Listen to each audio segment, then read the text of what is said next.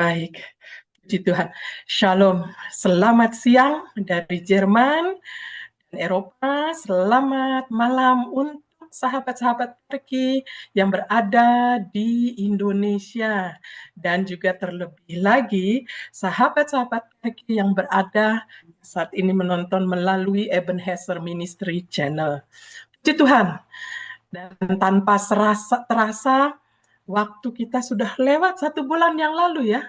Kayaknya baru singkat sekali kita belajar Daniel 3, sekarang sudah belajar Daniel keempat. Wah, ini satu pelajaran yang amat sangat menarik sekali buat kita. Terlebih lagi kita patut mengucapkan puji syukur kepada Tuhan karena Pak Yo yang saat ini sudah hadir bersama-sama kita dalam keadaan sehat dan terlebih lagi akan membagikan firman Tuhan yaitu melalui Daniel 4, pertobatan asli dan palsu. Wah, apa ini pertobatan asli dan palsu? Baiklah, sebelum kita memulai mempelajari pelajaran Alkitab kita pada saat ini, seperti biasa, kita akan mengundang Roh Kudus untuk hadir di tengah-tengah kita agar Roh Kudus memberikan pengetahuan kepada kita dan terlebih lagi kepada khususnya narasumber kita Pak Yobuguan. Dan terima kasih Tante Eli yang sudah siap untuk memimpin kita di dalam doa. Silakan Tante Eli. Baik, mari Bapak Ibu kita satu dalam doa. Bapa kami dalam surga, Allah yang maha baik, Allah maha suci, Allah yang panjang sabar dan Allah yang maha pengampun. Pada malam hari di Indonesia Tuhan, kami anak-anak-Mu Tuhan, datang menghadap hadirat-Mu yang suci, mengucapkan banyak terima kasih. Oleh karena Tuhan sudah berkati pimpin kami Tuhan sepanjang 1 bulan yang lalu. Dan pada hari ini, malam ini kami dapat mengikuti lagi Bible Study yang akan dibawakan oleh Bapak Buguan. Bapak dalam surga, bantu ya Tuhan kami masing-masing yang hadir pada saat ini. Terima kasih Tuhan atas kesehatan yang Tuhan berikan terlebih kepada Pak Buguan. Di mana dia dapat membawakan firman Tuhan bagi kami. Bantu kami ya Tuhan dengan roh suci-Mu, agar kami sungguh-sungguh bisa mendengar, mengikuti pelajaran ini, dan Tuhan kami dapat lakukan di dalam kehidupan kami. Kami mengaku Tuhan kami masih banyak kekurangan, kesalahan terlebih dosa yang sengaja maupun tidak yang sengaja Tuhan, yang melukai sesama manusia terlebih kepada Tuhan. Ampuni kami ya Tuhan, layakkan kami agar Bible study kami ini berkenan padamu, menjadi iman kami lebih dipulihkan, ditinggikan, nama Tuhan dipuji. Inilah doa dan permohonan kami, dengar dan jawab doa kami Tuhan, dalam nama Yesus kami sudah berdoa, amin. Amin, terpujilah nama Tuhan. Terima kasih Tante Eli atas doa yang sudah dilayangkan. Dan pada saat ini kita akan membagi 2 sesi. Yaitu sesi pertama, kita akan mendengarkan pembahasan Alkitab yang akan dibawakan oleh narasumber kita, Bapak Yobuguan. Dan sesi yang kedua, kita akan membuka tanya jawab. Jadi mohon mikrofonnya dimatikan dan kita akan mendengarkan renungan atau firman yang akan dibawakan oleh Bapak Yobuguan, Daniel 4. Pertobatan asli dan palsu. Apakah itu? Tuhan memberkati dan selamat mendengarkan. Silakan Pak Yobuguan. Baik, terima kasih Ibu Like. Salam, shalom buat seluruh anggota Pergi Düsseldorf di Jerman, juga rekan-rekan di Eropa, juga dari belahan bumi lain. Salam buat yang di Jakarta, dari Jawa Timur, dan juga teman-teman dari Bandung ya, mungkin juga kota-kota lain. Salam sejahtera buat saudara sekalian. Saya puji nama Tuhan sebab dalam ya anugerahnya kita boleh ya dikasih umur panjang dan mari kita pakai untuk belajar Alkitab ya. Baik. Ya, karena saya pikir ya dunia, langit dan bumi akan berlalu, tapi satu-satunya yang nggak akan berlalu yaitu firman Tuhan. Jadi bagus kita cari dunia, perlu juga, tetapi itu semua sementara. Mari kita cari yang kekal. Dan saya bersyukur dan menghargai saudara semua menyempatkan waktu untuk mencari perkara yang kekal. Baik, kalau begitu izinkan saya untuk membagikan pelajaran kita hari ini. Dan hari ini kita akan belajar Daniel 4 pertobatan palsu dan asli dari Raja Nebukadnezar. Nah, saudara sekalian, kita belum masuk ke banyak nubuatan yang berikutnya ya, mungkin dari Daniel 2. Tetapi kita disuguhkan di Daniel 4 sebuah selingan tentang pertobatan raja, dan saya mendapatkan kesan bahwa bagus kita belajar nubuatan, tapi kalau hati kita nggak bertobat, percuma. Jadi ini adalah sebuah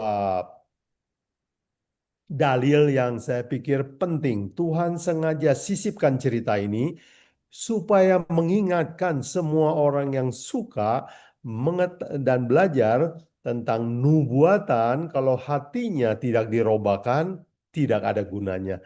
Jadi mari kita lihat pengalaman Raja Nebukadnezar. Baik, kita kan belajar sepintas apa isi Daniel 4 ya. Daniel 4 berisi kesaksian pertobatan Raja Nebukadnezar. Jadi seluruh bab Daniel 4 itu kata-katanya Raja Nebukadnezar. Jadi dikutip oleh Daniel di dalam buku Daniel ya. Saya loncat-loncat ambil yang penting-penting. Jikalau saudara punya waktu, sebaiknya saudara baca Daniel 4 secara keseluruhan ya. Baik, saya ringkaskan sebagai berikut. Raja Nebukadnezar dulu pernah dapat mimpi dari Tuhan, sekarang dapat mimpi lagi. Dan mimpinya dia lihat pohon yang besar ya. Jadi kalau saudara perhatikan bahwa Tuhan sering berbicara kepada manusia melalui banyak cara ya. Melalui mujizat, melalui mimpi. Nah, melalui peristiwa-peristiwa. Nah, kali ini Tuhan juga berbicara lagi kepada Raja Nebukadnezar ini melalui sebuah mimpi. Dia dikatakan, saya bermimpi lihat sebatang pohon yang sangat tinggi. Daunnya indah, buahnya berlimpah, banyak makanan di pohonnya, dan segala makhluk di bumi itu mendapat makanan dari pohon ini. Kemudian yang mengagetkan dia adalah katanya, wow, tiba-tiba waktu saya lagi mimpi begitu, ada suara dari langit bilang, tebang pohon ini. Tapi biar tunggulnya masih tinggal di situ. Ya, dan diikat supaya dia makannya itu rumput. Begitu suara dalam mimpi itu. Kemudian di dalam mimpi itu dikatakan tunggul itu akan dapat air hujan, hidup seperti binatang selama 7 tahun. Ya, sampai keputusan dari langit ini sampai orang ini bertobat, supaya semua orang yang hidup tahu mengakui bahwa Yang Maha Tinggi berkuasa atas kerajaan manusia dan memberikannya kepada siapa yang dikehendakinya. Bahkan orang yang paling kecil sekalipun dapat diangkat untuk kedudukan itu. Jadi saudara sekalian, inilah mimpi Raja Nebukadnezar. Pohon besar ditebang, sisakan tunggul, kemudian 7 tahun jadi pemakan rumput. Dan ini kira-kira gambar ilustrasinya ya. Baik, dan apa arti mimpi ini? Jadi raja ini susah hatinya. Jadi dia ingat kembali, wah, ada seorang Israel, Yahudi, yang kita tangkap kerja sama di kerajaan, orangnya punya bijaksana. Dia itu paham sekali firman Tuhan dan mengartikan mimpi. Coba kita undang dia lagi. Nah, Bapak Ibu, saudara sekalian, ingat ya, hidup kita adalah sebuah kesaksian. Kalau saudara dikenal sebagai orang Kristen, saudara dikenal sebagai orang yang percaya Alkitab. Kalau orang-orang, saudara-saudara, orang sekitar kita dapat kesusahan dan bingung, biasanya cari kita. Ya, mungkin saudara pernah alami itu. Mereka pengen tahu jawabannya apa kalau lagi susah. Manusia kalau lagi hidupnya bagus kan jarang cari jawaban ya kalau lancar. Kalau mentok biasanya cari. Dan yang dia cari adalah biasanya orang-orang yang dianggap bijaksana. Nah, dalam hal ini Daniel adalah orang yang dianggap bijaksana oleh raja. Jadi Dia panggil Daniel dan dia ceritakan dan minta artinya. Mari kita baca Daniel 4 ayat 22. Daniel kasih jawaban ya. Dia katakan, Tuankulah itu, ya Raja. Tuankulah yang bertambah besar dan kuat, yang kebesarannya bertambah sampai ke langit, dan yang kekuasaannya sampai ke ujung bumi. Jadi Daniel straight to the point bilang, ini mimpi tentang Bapak Tuanku Raja. Dan arti berikutnya, Tuanku melihat sebuah pohon yang besar, itu artinya kerajaan Tuhan sangat besar, dan seluruh dunia bergantung kepada Tuhan.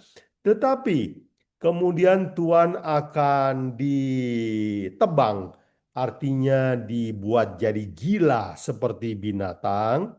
Dan Tuhan akan makan rumput, punya sifat seperti hewan, dan ini akan terjadi selama 7 tahun.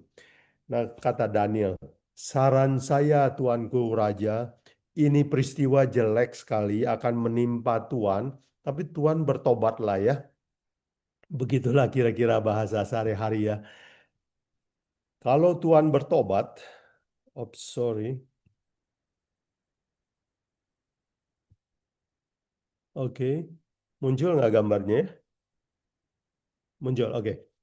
Ya, kalau Tuhan bertobat, semoga musibah ini tidak terjadi. Tetapi saudara sekalian, apakah nasihat Daniel didengar? 12 bulan kemudian. 12 bulan kemudian. Berapa lama itu ya? 1 tahun ya. 1 tahun setelah dengar khotbah Daniel, nah ini kayak orang Kristen ya. 1 tahun setelah khotbah yang menggetarkan hati kita, kok dunia ini nggak berubah? Dunia ini nggak kiamat juga. Jadi, apakah raja bertobat? Jawabannya tidak ya. Itu sama seperti kebanyakan orang Kristen juga ya. Waktu dengar khotbah yang bagus, aduh, memang saya harus bertobat. Besoknya lupa lagi. Bulan depan apa lagi? Inilah yang terjadi sama Raja Nebukadnezar. Mari kita baca Daniel 4 ayat 29 sampai 32. Sebab setelah lewat 12 bulan, Raja berjalan di atas istana di Babel dan berkata, oh, bukankah ini Babel yang besar, yang dengan kekuatanku, kemuliaan kebesaranku, itu ku, banyak itu ya. Berarti dia percaya diri. Bukankah ini saya bangun semua? Jadi dia nggak tobat. Daniel bilang, kamu raja jangan sombong. Di atas raja ada maharaja. Tetapi dia lupa. 12 bulan nggak ada kejadian apa-apa. Jadi dia sombong. Nah, waktu sombong ini apa yang terjadi? Mimpi itu jadi kenyataan ya. Dikatakan dalam catatan Alkitab, raja belum habis bicara, dari langit datang suara. Ya Raja Nebukadnezar, kerajaan telah diambil beralih daripadamu. Engkau akan dihalau dari antara manusia, tempat tinggalmu akan ada di antara binatang di padang, dan kepadamu diberikan makanan rumput seperti lembu. Demikianlah akan berlaku atasmu selama 7 tahun. Jadi lagi sombong-sombongnya langsung keputusan jatuh. Dan waktu keputusan jatuh, kira-kira apa yang terjadi? Wah, dia jadi seperti binatang. Saya baca di Wikipedia, memang ada sejenis penyakit yang sifat manusia kalau jadi sakit itu bisa jadi bersifat seperti binatang ya, makan makanan yang disukai binatang. Oke, dan seperti dalam mimpi itu dikatakan setelah 7 tahun engkau akan dikembalikan. Dan apa yang terjadi setelah di ujung 7 tahun itu? Daniel 3 ayat 34 sampai 36 mencatat begini. Tetapi setelah lewat waktu yang ditentukan, aku Nebukadnezar menenggada ke langit dan akal budiku kembali lagi kepada aku. Dan aku memuji yang maha tinggi dan membesarkan dan memuliakan yang hidup kekal itu. Karena kekuasaannya ialah kekuasaan yang kekal dan kerajaannya turun-temurun. Jadi sekarang waktu setelah 7 tahun jadi gila, pikirannya terganggu, lalu dia mulai berdoa. Ya, jadi walaupun orang gila itu dalam hatinya ada kerinduan untuk sembuh ya. Jadi dia menengadah ke langit dan dia merendahkan diri bilang bahwa engkau yang maha tinggi, bukan saya yang maha tinggi. Jadi di dalam waktu dia berdoa begini, sembuh dia ya, sembuh. Dan waktu tobat ini di Tuhan sembuhkan, itu saya sebut sebagai tobat sejati. Tuhan dengar pertobatan yang sejati. Dikatakan dalam Alkitab, pada waktu akal budi kembali kepadaku. Jadi sekarang, aku, Nebukadnezar, memuji, meninggikan, memuliakan Raja Sorga. Wow ya. Dan dia mengakui bahwa Raja Sorga yang jalannya adil dan yang sanggup merendahkan mereka yang congkak, mereka yang sombong, mereka yang mengandalkan diri sendiri. Jadi inilah saya sebut sebagai pertobatan sejati. Nah, berikutnya kita akan belajar. Ternyata, saudara sekalian, pertobatan sejati itu adalah pengalaman yang unik, jarang terjadi. Nah, saudara sekalian ingat ya, pertobatan itu bisa terjadi di dunia, tetapi itu barang langka. Sama seperti emas ya, emas itu ada di dunia, tetapi itu jarang dan mahal. Jadi pertobatan sejati itu muncul, itu perlu proses yang panjang. Nah, kita akan belajar bahwa raja ini sebenarnya beberapa kali itu pertobatannya palsu, raja ini. Dan saya berharap dengan kita belajar Raja Nebukadnezar, kita berkaca dengan pengalaman kita sendiri ya. Bahwa wow, ternyata saya juga seperti itu. Baik, kita akan belajar pertobatan palsu sang raja. Pertama, kita akan belajar bahwa di Daniel 4, ketika dia panggil Daniel, dia bilang, inilah maknanya Tuanku akan dihalau dari antara manusia dan akan berada di antara binatang-binatang. Tetapi tunggu 12 bulan, nggak ada kejadian apa-apa. Nah, inilah yang menarik. Manusia, kalau nggak ada bukti, nggak ada kesusahan, nggak jadi bertobat ya. Jadi dia sombong, kemudian apa yang terjadi? Setelah lewat 12 bulan, jalan-jalan di balkon rumah, kemudian dia bilang, wah bukankah ini Babel yang besar? Jadi sombong. Nah saya sebut ini sebagai pertobatan palsu ya. Nah apa itu pertobatan palsu? Pertobatan palsu adalah, ya kalau akibatnya belum datang, Iya, nggak, iya nggak tobat-tobat amat ya. Nah ini saya pakai gambar ilustrasi tentang rokok ya. Pertanyaan saya kepada para perokok begini, apa mereka tahu akibatnya? Umumnya tahu. Bahkan waktu di tetangga saya, waktu dia merokok, karena dia tahu saya tidak merokok, dia bilang, "Apunten, permisi, saya mau ke pinggir dulu, mau ngisep kanker dulu." Dia tahu karena ini memang di rokok di Indonesia dikasih warning ya. Ini bisa menyebabkan kanker paru-paru, bla bla bla. Jadi pertanyaan saya, apa ini orang-orang perokok tahu akibatnya? Tahu. Tapi kenapa tetap merokok? Akibatnya belum datang. Jadi akibatnya belum datang, orang itu susah sekali bertobat.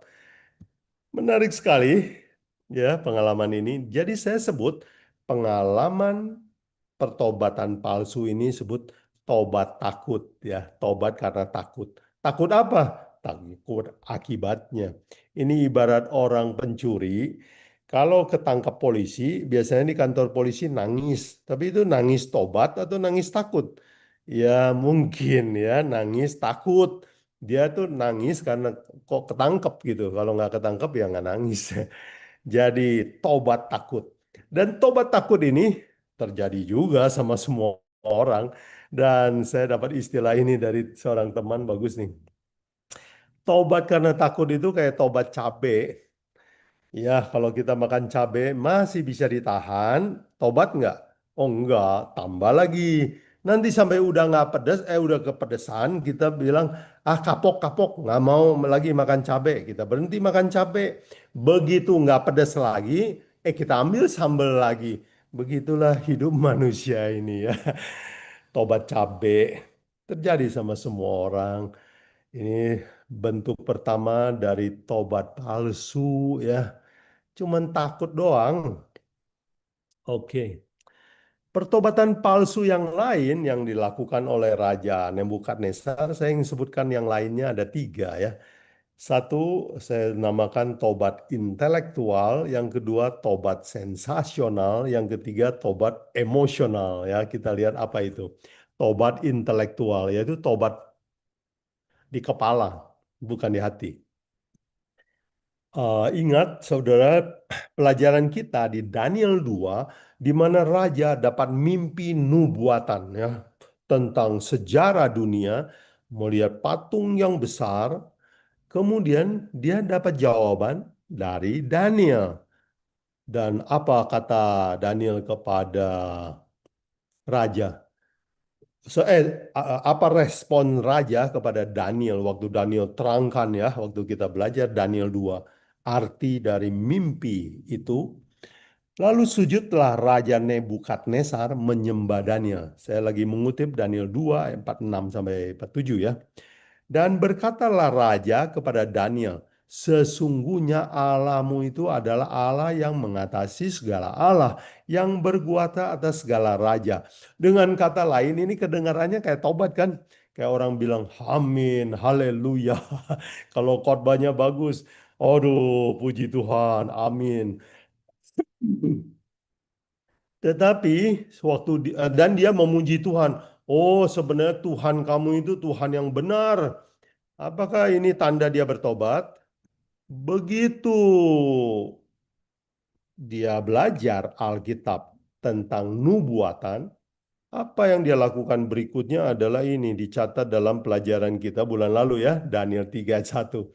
Raja Nebukadnezar membuat sebuah patung emas.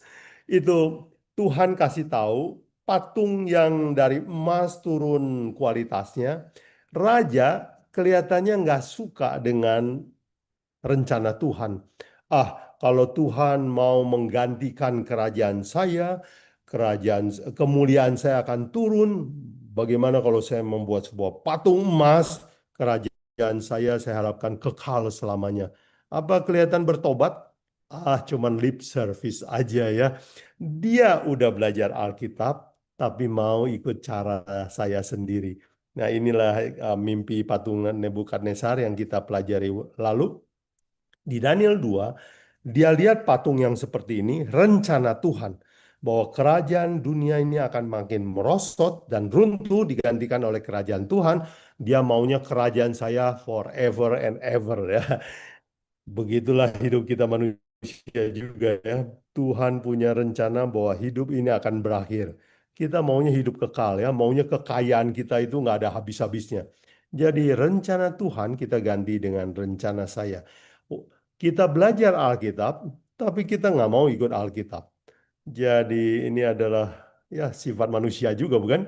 Ya, kita tahu jalan Tuhan, tapi saya suka jalan saya. Ini saya sebut sebagai pertobatan intelektual. Alkitab cuman di kepala, nggak turun ke hati. Baik, yang kedua saya sebut pertobatan sensasional atau tobat jika ada yang heboh, ada yang ajaib, ada mujizat. Pernah nggak saudara dengar orang, kalau Tuhan sembuhkan saya akan ke gereja. Tuhan sembuhkan saya akan semua harta saya kasih. Ya, itu tipe orang yang bertobat kalau terjadi mujizat. Kalau nggak mujizat, ya uangnya nggak dikasih. Daniel 3 ayat 24, dan 25. Nah, saudara ingat Daniel 3 adalah cerita itu patung emas suruh sembah, yang tidak sembah lempar ke dapur api. Nah, waktu dia lemparkan 3 orang Yahudi itu ke dalam api, loh, nggak mati, malah dilemparkan 3, kelihatan ada 4 orang berjalan di dalam api tanpa hangus. Jadi, apa yang reaksi raja? Daniel 3, 24 dan 25 catat begini. Kemudian terkejutlah Raja Nebukadnezar. Dia bilang, bukankah 3 orang yang kita campakkan dengan terikat ke dalam api? Mereka jawab, benar Raja. Tetapi kenapa saya lihat ada 4 orang berjalan di tengah api itu dan mereka tidak terluka? Wah, mujizat. Dan setelah lihat mujizat ini, Raja percaya nggak? Oh, percaya. Ya, ini lihat ya. Daniel 3 ayat 28. Berkatalah Nebukadnezar, terpujilah Allahnya Sadrak, Mesak dan Abednego. Ia telah mengutus malaikatnya melepaskan hamba-hambanya dan seterusnya. Tobat nggak? Iya, kedengarannya tobat. Jadi raja ini dengar khotbah yang bagus, tobat. Lihat mujizat, tobat. Tetapi kembali sombong ya. Makanya ada cerita Daniel 4 ya. Jadi, apakah dia bertobat? Jawabannya tidak ya. Ini pertobatan yang begini kita sebut sebagai pertobatan sensasional ya. Kalau hati terkejut, kalau jiwa bergetar, kalau sangat gembira, baru gajian, gampang sekali kita bertobat ya. Dan apa itu pertobatan sensasional? Kalau lihat mujizat, wah takut sama Tuhan. Ini adalah gambar laut merah dibelah. Waktu Musa ya dengan mujizat dari Tuhan membelah laut merah menjadi jalan yang kering. Pertanyaan saya, apakah orang Israel percaya kepada Tuhan? Oh, percaya banget. Pertanyaannya, apakah mereka bertobat? Iya, bertobat banget. Cuman beberapa hari. Setelah berjalan beberapa hari, kehabisan air, udah marah-marah, udah protes sama Musa. Ini sensasional, itu bukan pertobatan yang bagus. Jadi Bapak Ibu jangan terlalu juga melayani orang yang selalu mengharapkan mujizat. Orang yang tunggu-tunggu mujizat baru percaya itu bukan pertobatan sejati, itu palsu. Ya, saudara pernah lihat peristiwa gempa, dengar berita gempa? Ya, saya yakin kalau waktu gempa terjadi dekat kita, kita pasti berdoa. Kita pasti bertobat. Kita minta ampun sama Tuhan. Tapi gempanya sudah selesai, lama nggak gempa, apa yang terjadi? Ah, biasa aja kok. Saudara ingat peristiwa ini 9/11 2001 ya, Twin Tower di New York ditabrak oleh pesawat. Itu peristiwa yang menggetarkan ya, mengerikan, horor bagi seluruh dunia. Dan saya baca di berita, setelah peristiwa Twin Tower ini, apa yang terjadi dengan gereja? Ya, New York itu orang jarang ke gereja sih kalau di New York. Ya, maksudnya banyak orang yang ateis ya, macam-macam. Tetapi waktu peristiwa ini terjadi, saya baca di berita bahwa gereja penuh. Bukan cuma kebaktian yang mingguan, kebaktian yang hari biasa juga penuh. Tapi setelah beberapa bulan lewat, gereja kembali seperti biasa. Pengunjung berkurang. Nah, pertobatan yang begini kita sebut dengan pertobatan sensasional. Dan ketiga, kita akan belajar sebuah pertobatan raja yang saya sebut tobat emosional ya. Mari kita lihat catatan Alkitab bagaimana ini pertobatan emosional. Daniel 4 ayat 5 sampai 6 tadi kita baca sebelumnya. Lalu katanya, aku mendapat mimpi yang mengejutkan aku. Jadi, dan penglihatan yang kulihat menggelisahkan hatiku. Susah tidur, susah makan, gak enak hati. Nah, waktu gak enak hati, artinya perasaannya tidak seimbang, orang biasanya mau cari Tuhan, bukan? Ya, Kalau nggak ada damai sejahtera, baru ribut sama suami atau istri, berantem sama anak, kita mulai gelisah dan mau berdoa. Nah, berikutnya reaksi raja apa? Daniel 4 ayat 9. Ya, hai Belsasar, orang berilmu. Nah, perhatikan kata dia. Aku tahu bahwa engkau penuh dengan roh para dewa yang kudus. Engkau bisa memberitahukan artinya kepada saya. Saya tahu kamu hamba Tuhan. Oh, lagi susah, dia cari hamba Tuhan lagi ya. Kalau lagi senang, dia lupa. Jadi apakah ini disebut tobat? Kalau lagi susah, cari Tuhan. Ini disebut juga pertobatan berdasarkan perasaan atau emosional ya. Nah, saudara sekalian, kita sebagai orang Kristen perlu waspada. Iman mengandalkan perasaan itu adalah barang palsu. Mirip sekali, tapi palsu. Ya. Jadi kita datang sama Tuhan, tapi waktu perasaan kita tidak bahagia saja. Ada orang selalu mengandalkan ini sebagai petunjuk dari Tuhan. Apakah ada damai sejahtera dalam hati? Kalau ada, oh ini maunya Tuhan. Kalau tidak ada, oh saya bukan maunya Tuhan. Misalnya, oh saya mau ke Jakarta besok, apakah aman saya ke Jakarta besok? Kalau saya berdoa ada damai sejahtera, rasa senang, oke berangkat. Kalau rasa nggak tenang, nggak berangkat. Dan saudara sekalian hati-hati, ini adalah permainan perasaan. Itu bukan iman sama sekali. Jangan dimanja permainan perasaan ini ya. Damai sejahtera bukan ukuran iman.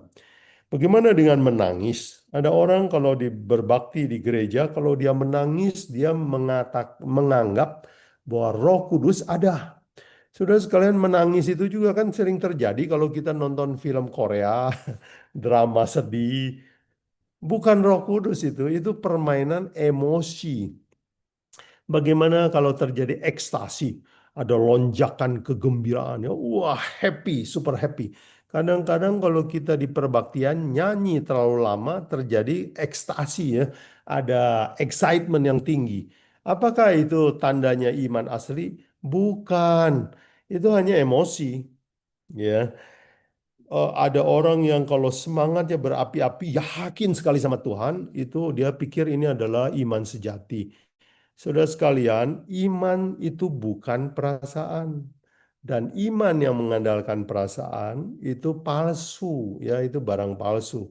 Ingat definisi iman dalam Roma 10 ayat 17, Paulus bilang, iman adalah percaya kepada firman Tuhan. Kamu rasa atau kamu tidak rasa. Kamu lihat atau tidak kamu lihat. Jadi iman itu seperti mata ditutup, ingat saja petunjuk Tuhan. Jadi kita tidak lagi main perasaan, saudara sekalian. Ingat, perasaan itu sangat menipu, ya, menipu mata. Baik, itu kita tadi sudah belajar bahwa ternyata Raja Nebukadnezar itu memang sebelum sampai ke pertobatan sejati itu palsu melulu ya. Tobat palsu. Tobat cuman intelektual. Tobat cuman sensasional. Tobat cuman emosional. Nah, saudara sekalian, sekarang kita mau analisa, kalau begitu bagaimana sih kita tahu ini pertobatan sejati atau palsu? Nah, mari kita analisa dari pengalaman Nebukadnezar sendiri ya. Catatan Alkitab, bagaimana sih tobat yang disukai Tuhan? Daniel 4 ayat 33. Pada waktu itu juga terlaksanalah perkataan itu atas Nebukadnezar, dan ia dihalau dari antara manusia dan tubuhnya basah oleh embun dari langit, dan rambutnya menjadi panjang seperti bulu burung Raja Wali dan kukunya seperti kuku burung ya. Jadi dia jadi gila. Apa artinya saudara sekalian? Dan di titik inilah dia bertobat. Kesimpulan, jikalau seseorang mengalami titik terbawah dalam hidupnya, dia akan sangat bergantung sama Tuhan. Bergantung, ingat ya. hanya di titik terbawah orang sanggup bergantung sepenuhnya sama Tuhan. Jadi pertobatan sejati adalah titik terbawah keyakinan kita, di mana kita bergantung sepenuhnya sama Tuhan. Saudara bisa periksa seluruh Alkitab dan akan dapati bahwa iman-iman yang hebat itu terjadi waktu titik paling bawah. Waktu mereka bikin kesalahan paling parah, waktu mereka bertindak sangat bodoh seperti Musa, seperti Abraham, dan di titik paling bawah ini baru mereka bisa mengalami pertobatan sejati. Jadi Bapak Ibu Saudara sekalian, pesan apa yang bisa kita dapat dari Alkitab? Jangan takut kesusahan. Sebab seringkali Tuhan izinkan kesusahan supaya kamu bisa melihat kuasa Tuhan, bergantung sama Tuhan di detik seperti ini. Ya, kedengarannya seperti paradoks ya, atau kontradiksi sama hidup kita ya. Kita nggak mau susah, tapi susah itu baik. Jadi kalau terjadi kesusahan, ya kalau teman tetangga kita bilang, Alhamdulillah, kehendak Tuhan yang jadi. Yang kedua, ya ciri yang kedua dari pertobatan sejati dicatat dalam Daniel 4 ayat 37. Jadi sekarang aku Nebukadnezar memuji, meninggikan Raja Surga. Jadi dia mulai memuji Raja Surga dan mengakui bahwa ya dan yang sanggup mereka merendahkan yang berlaku congkak. Jadi dia memuji Tuhan sambil mengakui bahwa saya congkak, saya sombong, pernah arogan. Ciri yang kedua dari pertobatan sejati adalah mengakui dosa secara tulus ya. Seringkali kita kalau berdoa umum kan ya, Tuhan ampuni dosa saya.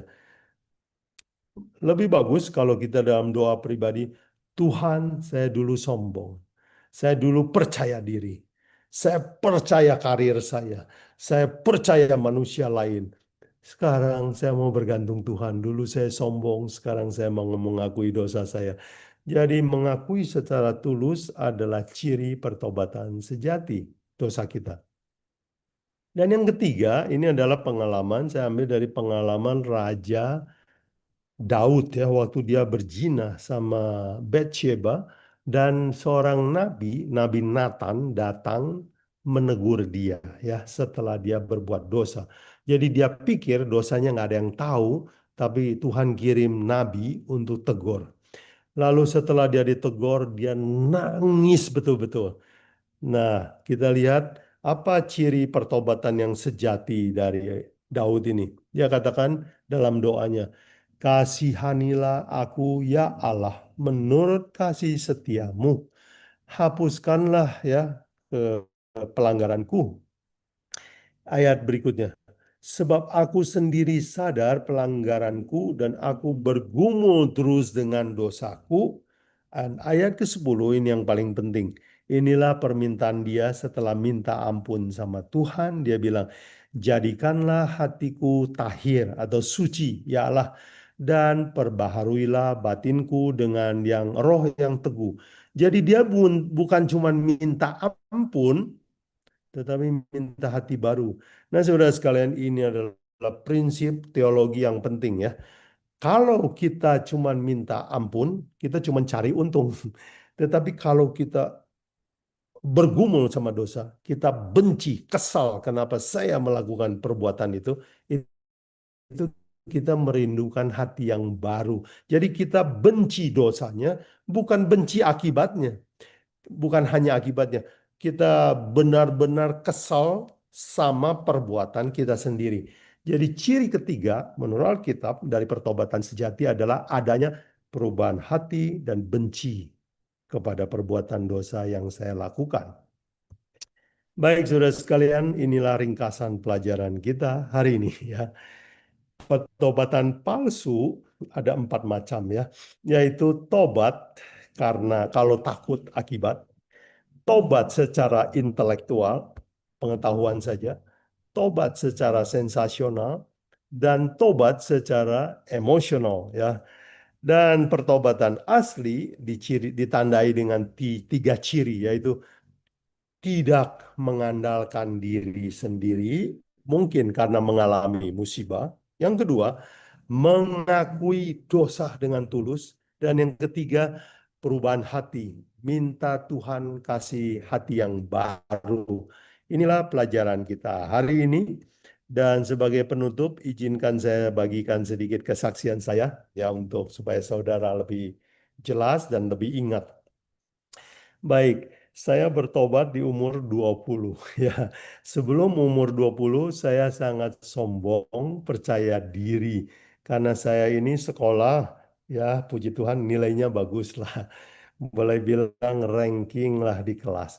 Jadi karena saking pedenya saya itu nggak terlalu berpikir soal Tuhan. Kebetulan saya dibesarkan dari keluarga Tionghoa, nggak terlalu juga dipentingkan soal agama. Hanya diajarin untuk cari uang saja supaya kalau punya uang ya hidup lancar lah. Jadi itulah hidup saya, percaya diri. Dan saya di sekolah, kalau ulangan agama, saya sekolah kebetulan di sekolah Kristen, nilai saya bagus. Mungkin lebih bagus dari orang Kristen. Nilai saya 9 ke atas lah. Ya, kadang juga bisa sampai nilai 10. Wah, jadi saya pikir, wah, saya gampang nih Alkitab pun saya tahu ini ya. Ya, jadi saya pede ya, saya pede. Dan cita-cita saya hanya mau bisa ya sukses dalam hidup. Saya nggak pernah pikir soal Tuhan. Tetapi, tetapi suatu hari dan saya mau hidup menurut cara saya. Dan suatu hari saya dikeluarkan dari sekolah karena ada satu kesalahan yang saya buat. Saya mendaftar di sekolah ini pakai ijazah palsu. Jadi saya dengar baca di koran, baca di berita, orang ribut soal Jokowi ijazahnya palsu.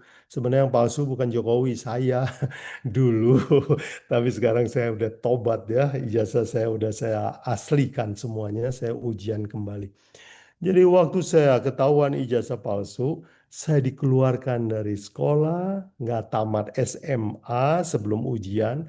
Jadi ijazah SMP saya adalah palsu, SMA ijazahnya belum keluar, belum punya. Ijazah saya satu-satunya yang asli hanya SD. Keluarga miskin, anak laki paling tua, ijazahnya cuma SD. Saya di titik terendah dalam hidup saya pada saat itu. Gelap. Saya malu sama teman-teman yang bisa bersekolah. Saya keluar dari sekolah, hilang kontak dengan teman-teman. Saya menyembunyikan diri. Keluarga nggak bisa bantu saya. Nggak punya uang, nggak punya masa depan, nggak punya ijazah, nggak bisa kuliah. Dan di titik paling bawah di hidup saya mulai ingat pelajaran di sekolah. Saya mulai coba berdoa. Tuhan, tolong saya. Jadi pengalaman di titik paling bawah ini mengubah hidup saya selamanya. Sekarang kalau ditanya, dulu saya ditanya, sedih nggak, apa namanya, susah nggak waktu dikeluarkan dari sekolah? Sedih banget, hancur hati saya. Tiap hari saya kerjanya nangis. Anak laki umur 20 nangis tiap hari. Hari ini kalau saya ditanya, Bu Guan, bagaimana penilaian kamu terhadap pengalaman itu? Saya bilang, puji Tuhan. Untung itu terjadi sama saya. Sekarang saya bersyukur. Dulu mana mungkin saya bisa bersyukur.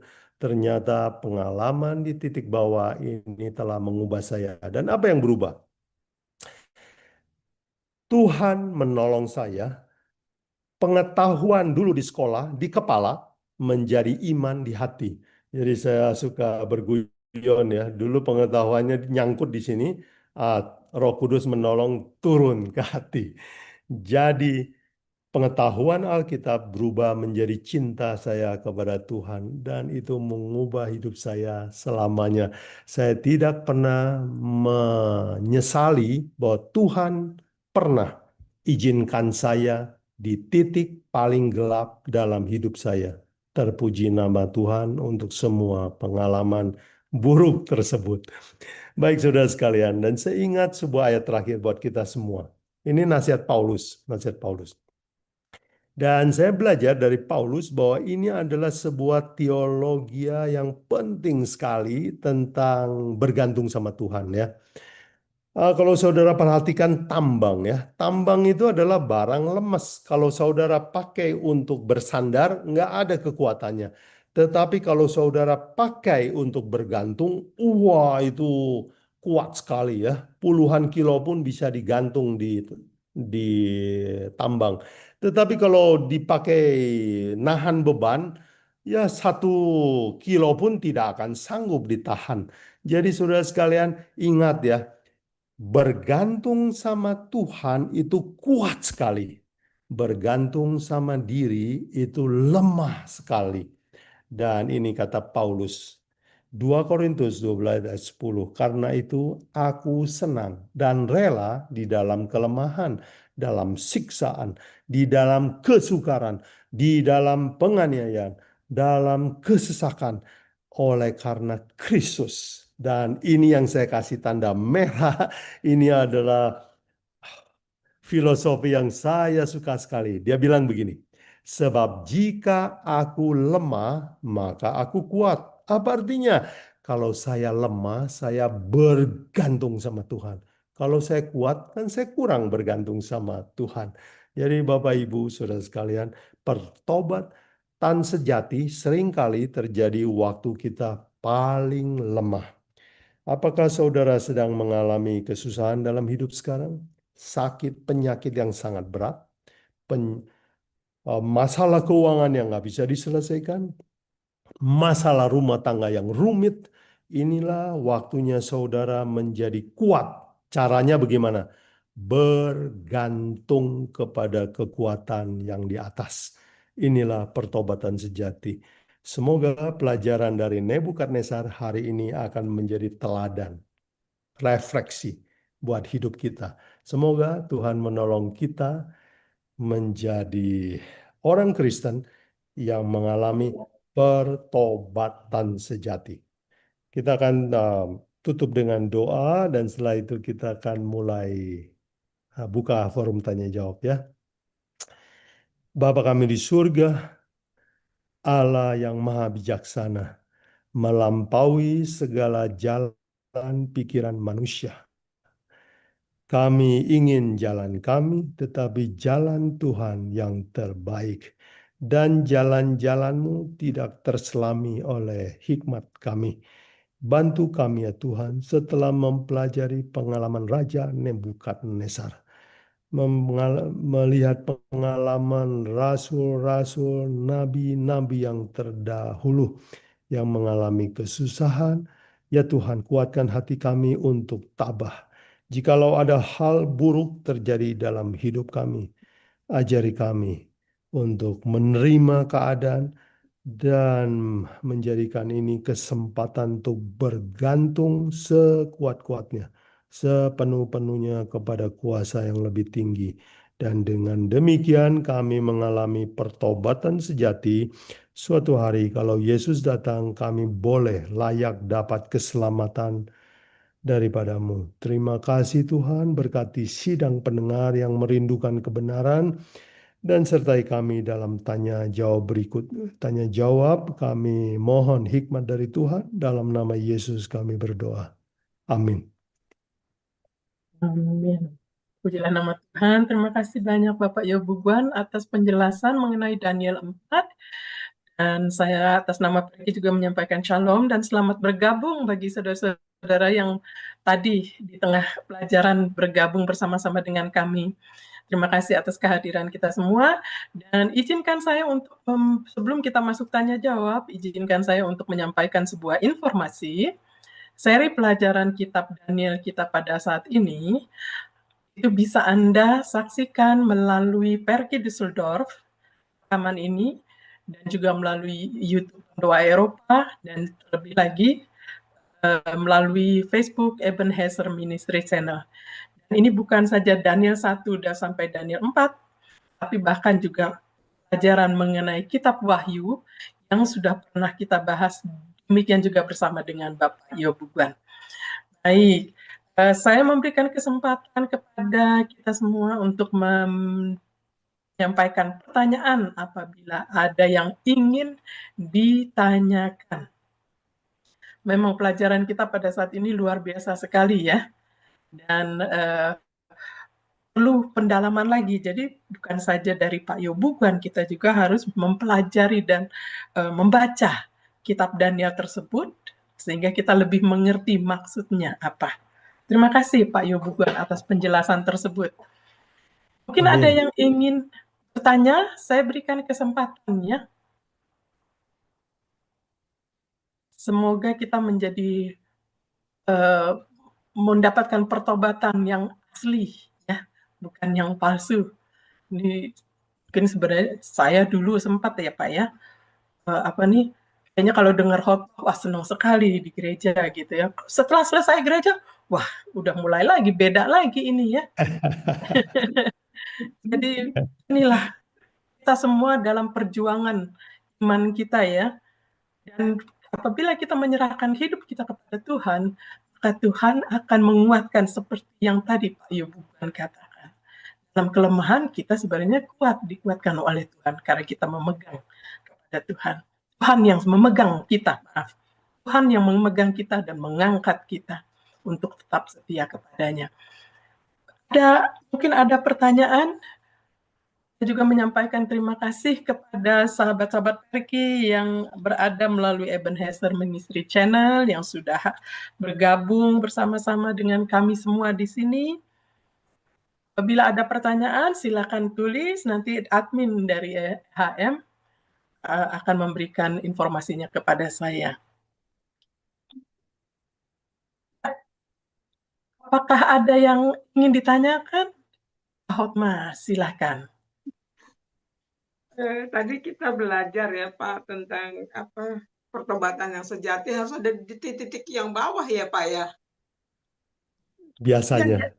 Iya, yang jadi pertanyaan gimana ya kalau udah berarti yang kalau kita lihat dari sistem di sini berarti yang bertobat tuh harusnya orang-orang yang habis-habis dulu. Berarti kalau orang yang tenang-tenang aja nggak mendapatkan pertobatan yang sejati jadinya ya. Kalau kita lihat dari harus di titik bawah kan nggak semua orang ada di titik bawah gitu loh Pak. Berarti kalau orang-orang yang ada di titik menengah deh kira-kira ya, tapi dia merasa bertobat berarti bertobatnya belum benar dong Pak. Ini bagaimana ya? Berarti kudu yang habis-habisan nih yang Parah. mentok gitu. Itu bagaimana ya Pak? Iya, ya. Bagus, bagus. Ya, Bu Hotma, saya mengerti. Itu pertanyaan bagus juga, itu pengalaman manusia juga ya, dan kita heran ya. Ya kalau mesti habis-habisan, kasihan ini kita semua ya. Nah, saudara sekalian, biasanya kita jarang cari nasihat dokter kalau belum parah kan, umumnya. Ada orang yang baru pegel sedikit cari dokter, ada. Tetapi tipe saya ini tipe yang keras kepala juga sih. Istri saya suka kewalahan nyuruh saya ke dokter. Kalau nggak parah-parah amat, saya nggak mau cari dokter. Terlalu pede, enggak, ini istirahat juga baik. Nah, sebenarnya kita bisa cari dokter sebelum parah. Sebenarnya. Cuman karena keras kepalanya kita, udah nggak bisa jalan, nah baru mau ke dokter. Jadi Bu Hotma begini, nggak mesti di titik paling bawah, nggak mesti.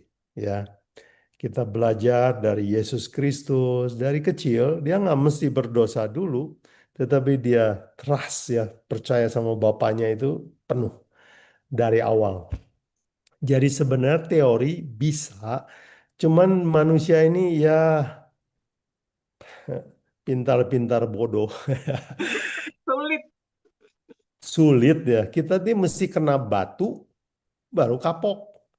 Kepala benjol baru tahu nggak enak kalau jatuh, kalau nakal gitu ya. Ya, kita mesti sakit, baru tobat.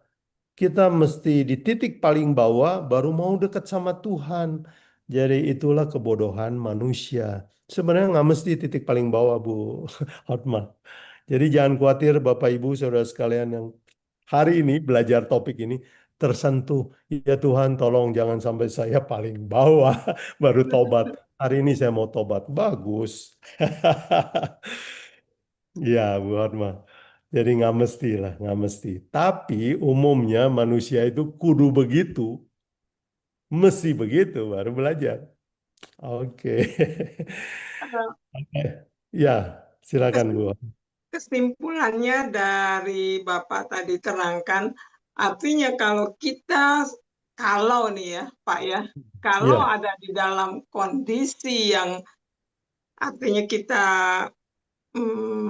ya nggak paling di titik bawah, tapi di titik yang di antara di bawah sama di tengah, harusnya kita bersyukur bahwa kita nggak ada di titik yang paling atas gitu loh. Jadi artinya kita punya kesempatan untuk bertobat. Kalau kita ada di titik yang jelek lah, boleh dibilang gitu loh Pak ya.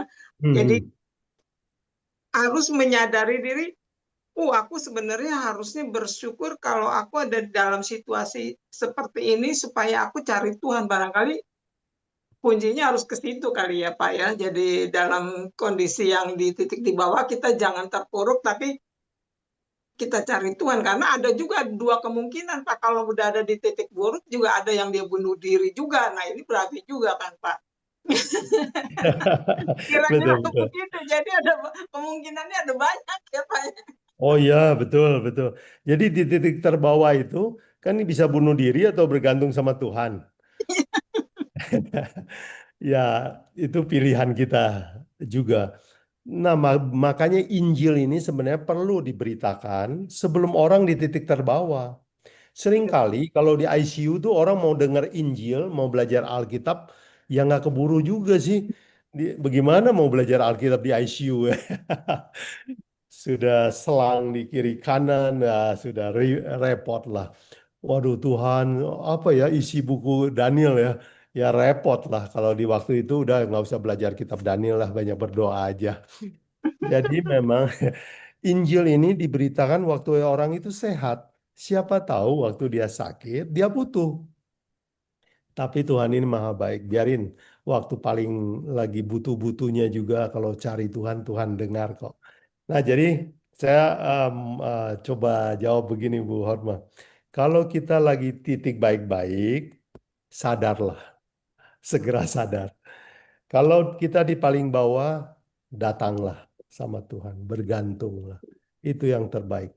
Nah, waktu kita lagi baik-baik hidup kita, itu kita perlu sadar. Nah, ingat ya, untuk sadar mau cari Tuhan itu bukan kemampuan manusia.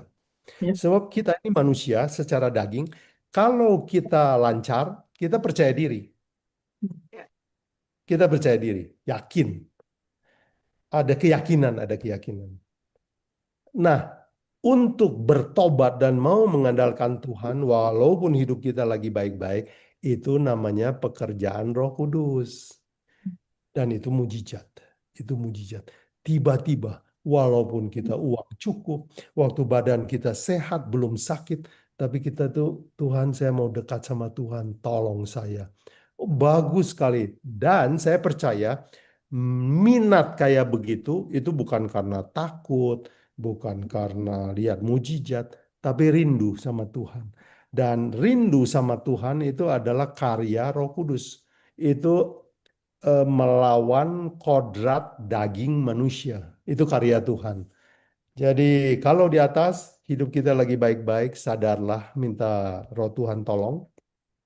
Kalau kita di paling bawah, jangan bunuh diri. Itu waktu kita bisa kuat sekali kalau kita mau bergantung. Momen paling bagus. Bu Hotma itu semoga menjawab. Terima kasih Pak. Saya pikir jawabannya sempurna. Jadi terima kasih untuk semuanya ya Pak. Jadi terima kasih, Tuhan memberkati kita semua dan Tuhan memberkati Bapak sehat selalu Pak, biar terus membimbing kita supaya kita dapat pengetahuan terus-menerus tentang kehidupan ini Pak. Terima kasih. Amin, amin, amin. Amin. Terima kasih Kak Hotma atas pertanyaan tersebut, juga mengingatkan kita semua ya Pak Yobuban ya. ini kita pertobatannya ini apa? Ini secara emosional atau sensasi aja gitu ya. Kalau misalnya lagi pengen denger khotbah yang enak, sensasinya kayaknya bagus, habis Ya, itu balik lagi. ya, Inilah ya, memang makasih ini sudah ringkasan yang tadi diberikan oleh Pak Yobuan sangat kena kepada kita semua supaya kita tidak mengandalkan diri, kita mengakui dosa kita pada saat kita ingin bertobat secara sepenuhnya dan merubah hati kita secara seutuhnya. Wah, terima kasih sekali Pak Yobuan. Ini menguatkan kita semua khususnya pada zaman sekarang ini juga ya. Selagi Mhm. kita masih ada nafas, selagi Amin. masih ada waktu, Mhm. bertobat. Terima Amin. kasih sudah mengingatkan kita semua. Apakah masih ada pertanyaan yang ingin disampaikan? Kayaknya ini masing-masing kita boleh mengulang kembali pelajarannya. Pertobatan mengenai pertobatan, juga mengenai kitab-kitab Daniel sebelumnya. Baik, ya ada masukan dari Ibu Deborah Simanjuntak.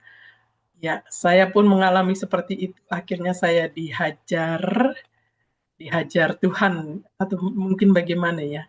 Dihajar Tuhan, mungkin kata-katanya tidak dihajar Tuhan ya Bu ya. Seakan-akan Tuhan itu kok tega banget menghajar gitu ya, kayak tukang hajar. Tapi mungkin Tuhan memberikan pelajaran di dalam pengalaman hidup kita sehari-hari ya. Tuhan tidak pernah merencanakan sesuatu yang buruk, tetapi pilihan ada di dalam diri kita. Ya. Dan akibat dari pilihan tersebut ya, kitalah yang harus menerimanya, baik atau buruknya. Terima kasih sekali lagi Pak Yobuguan, dan kami doakan Pak Yobuguan tetap sehat selalu dan semangat untuk kita semua mempelajari Alkitab lebih dalam lagi. Terima Khususnya pada kasih. saat-saat sekarang ini ya. Wah, indah sekali ini nih. Kayaknya pengen dengar lagi, pengen tanpa ini nih, ada, bahkan Tante Eli bilang kalau bisa nih 2 minggu sekali ini bikin ya pelajaran. Gimana Tante Eli?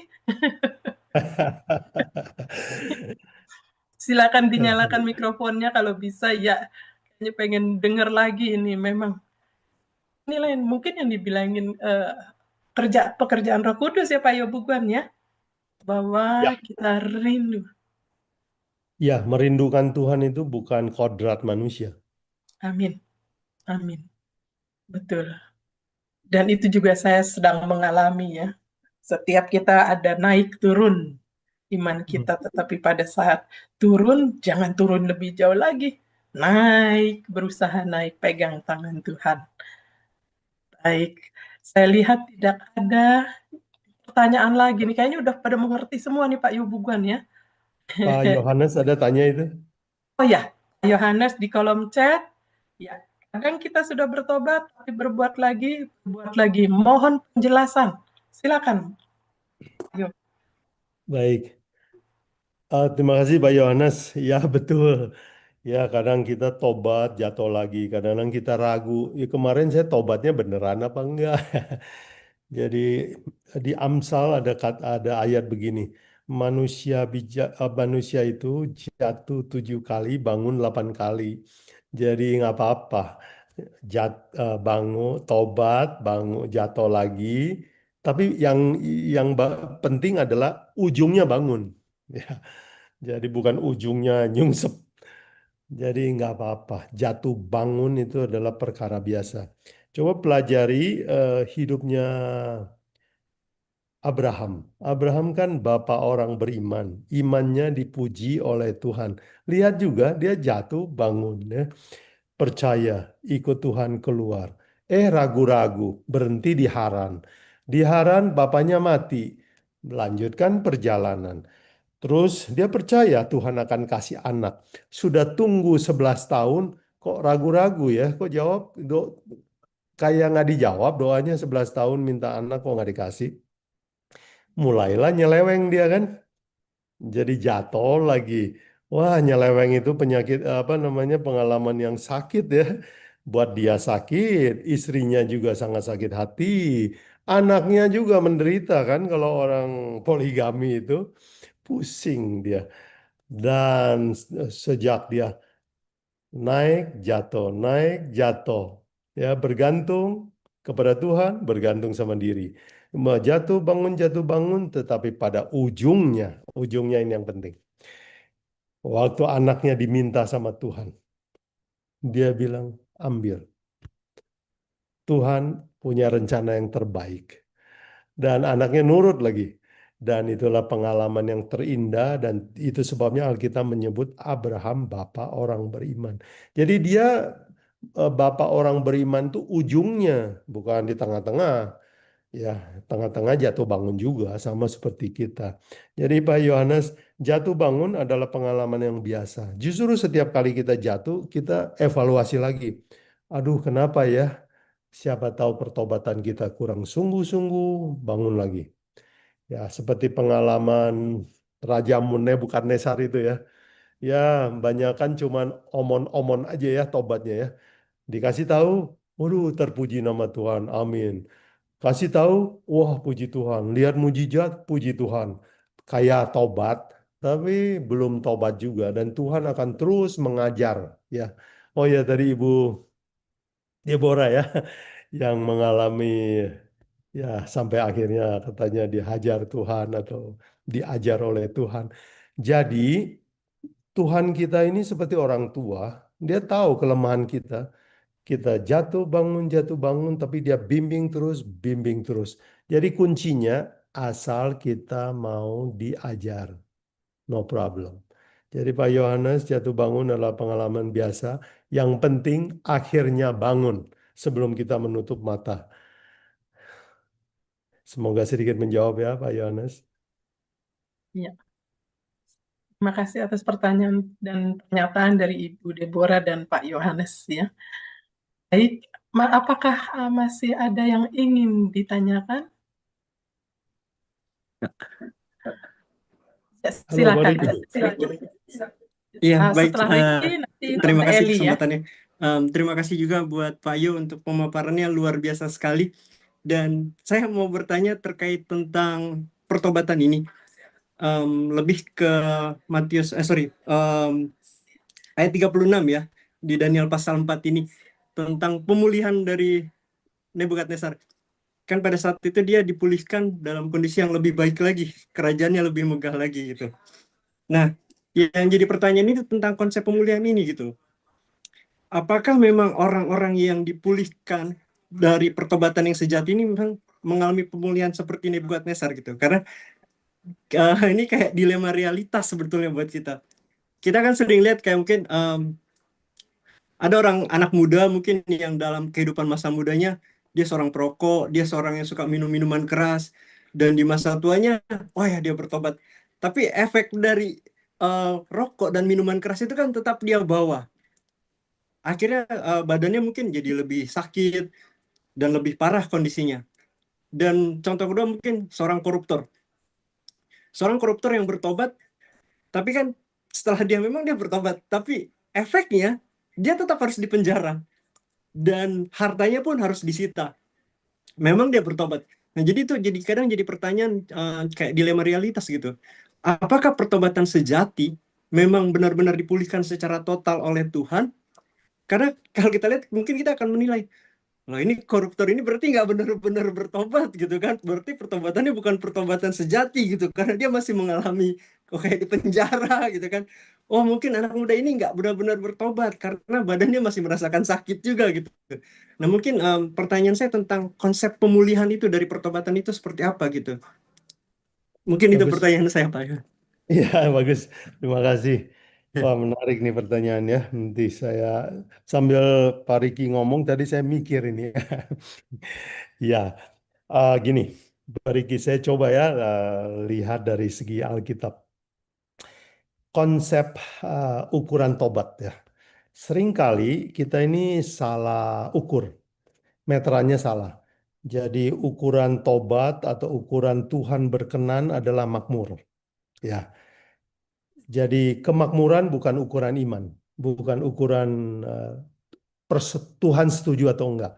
Contoh, ada orang dulu waktu belajar Alkitab sama saya, dia tertarik sama agama saya, tapi pertanyaan dia begini, kalau agamamu benar, kenapa anggotanya lebih sedikit, gerejanya kalah megah sama yang sebelah.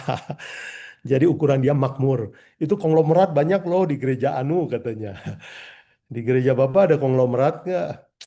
Saya bilang kalau yang melarat ya ada sih. Kalau konglomerat nggak ada di gereja saya. Di gereja yang lain mungkin. But anyway, jadi kemakmuran bukan ukuran iman, ya. Nah, pertanyaan yang menarik dari Pak Riki adalah, loh kok waktu di Daniel 4 ayat 36 dipulihkan dalam keadaan yang lebih baik? Nah, jawaban saya adalah itu rencana Tuhan. Itu maunya Tuhan. Kenapa? Karena Tuhan kan sudah kasih apa ya, desain. Saya akan mengizinkan sebuah kerajaan emas, kerajaan yang makmur, kerajaan perak, selanjutnya kerajaan tembaga. Dan kerajaan-kekerajaan ini Tuhan tuh kasih kekayaan, kasih kuasa untuk menghormati Tuhan, untuk menguji dia menghormati saya atau tidak. Jadi semua testing. Kita dikasih miskin itu adalah testing. Kita dikasih kaya itu adalah testing. Kasih sehat testing. Kasih sakit Tuhan lagi ngetes kita juga. Jadi ukuran tobat bukanlah kemakmuran. Ya, kalau kita perhatikan misalnya Ibrani 11 ya tentang iman. Ada orang yang beriman hasilnya kaya kayak Abraham. Ada orang beriman hasilnya mati ya seperti Habel. Ada orang beriman seperti Musa. Dari kaya jadi orang kere di padang gurun ya, nggak punya apa-apa. Jadi iman nggak selalu menghasilkan kemakmuran. Tetapi kalau Tuhan rencanakan kasih kemakmuran dapat seperti Abraham, seperti Yusuf, nah seperti Raja Nebukadnezar ya. Jadi kepala dari emas adalah rencana Tuhan buat Raja Nebukadnezar. Nah waktu dia bertobat, Alkitab mengatakan dipulihkan bahkan dikasih lebih megah. Memang rencana Tuhan. Dan tahukah kita semua bahwa kerajaan Babylon telah membantu menyebarkan Injil? Ya, Babylon itu tidak menganiaya orang Yahudi. Tidak. Ya cuman waktu itu suruh sembah patung, 3 anak muda mau dibakar ya. Cuman itu aja penganiayaannya. Selain itu, Tuhan menggunakan, Babylon itu digunakan oleh Tuhan untuk melindungi orang Yahudi seluruhnya dari penawanan. Wah, kalau kita lihat itu ajaib sekali Tuhan kita ya. Orang Yahudi itu kan sedih, kok kerajaan kami itu hancur lalu ditawan. Ternyata maksud Tuhan, kamu ditawan di negeri yang makmur, di penjaranya penjara enak. Lalu di penjara yang enak ini, mereka itu Injilnya sampai tersebar ke seluruh dunia. Jadi seluruh dunia tahu, oh ada orang Yahudi, ada Alkitab. Lihat cara Tuhan. Dan saking enaknya mereka di Babylon, waktu Raja Cyrus ya, Cyrus, Kores. Waktu Raja Kores itu suruh orang Yahudi pulang, waktu dia mengalahkan Babylon, pulang ke Israel. Ini rencana Tuhan supaya kamu kembali ke Israel. Mereka pada nggak mau pulang, udah terlalu enak di Babylon. Jadi kita dapat kesan bahwa Babylon itu enak. Enak. Jadi uh, Saudara Ricky, bagus pertanyaannya, menarik. Jadi memang kalau Tuhan kasih makmur, itu Tuhan punya rencana. Tapi kalau Tuhan kasih kita miskin, susah, ya jangan juga putus asa. Di dalam kemiskinan kita juga kita harus bergantung. Di dalam kaya bergantung. Jadi kaya miskin Tuhan sedang menguji kita. Dan saya kasih sebuah catatan tambahan. Bukti bahwa Tuhan menguji adalah jatuhnya Babylon. Nah nanti minggu depan, ya ini kita ngintip sedikit pelajaran minggu depan. Minggu depan kita akan belajar bab 5. Itu hari terakhir Babylon. Itu kerajaan gedenya itu nggak kebayang lah. Kuatnya nggak kebayang. Kok bisa jatuh? Nah, rahasianya jatuhnya kenapa? Karena keturunannya tidak setia seperti kakeknya, seperti Bapak Nebukadnezar. Nanti kita lihat cucunya itu nggak sesetia kakeknya. jatuhlah Babylon. Jadi Tuhan menguji semua orang. Dikasih kaya, lu nggak setia, Tuhan ambil. Dikasih miskin, nggak setia, Tuhan buang juga. Jadi kaya miskin adalah ya ujian buat kita untuk tetap setia. Jadi ingat ya, saya tutup dengan satu ini peringatan buat kita semua. Kemakmuran bukan ukuran persetujuan Tuhan. Ya, oke, boleh begitu, Pak Riki? Sudah terjawab ya, Riki. Oke, terima kasih atas pertanyaan tersebut. Dan pertanyaan berikutnya, Tante Eli Balean, silakan. Mohon dinyalakan mikrofonnya, Tante.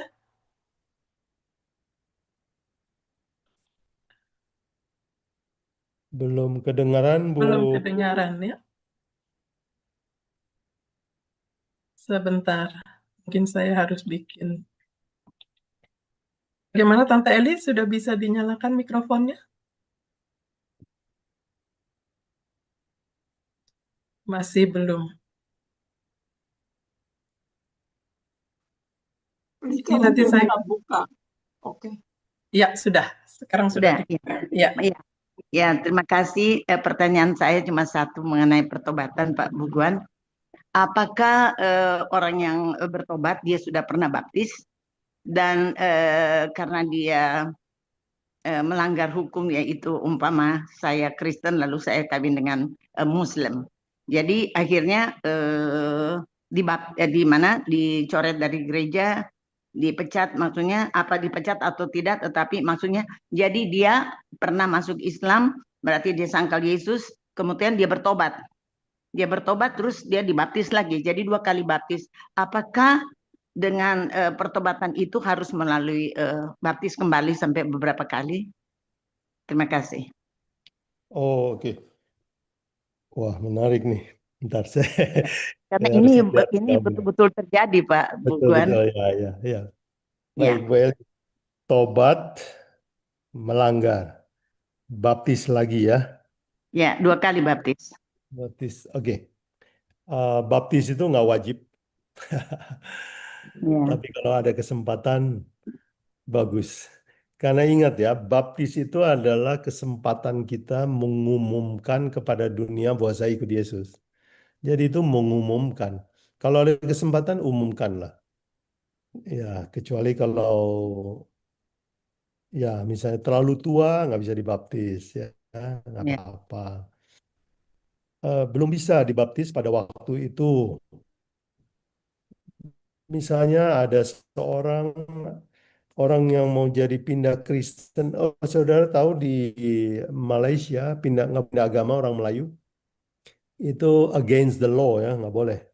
Itu bisa iya, dipenjara kalau dia minta ganti KTP dari Kristen, Islam jadi Kristen ya, nggak boleh. Jadi dia nggak bisa dibaptis di Malaysia kecuali bersedia masuk penjara. Dia harus dibaptis di Singapura, dibaptis di Indonesia, pergi tempat lain.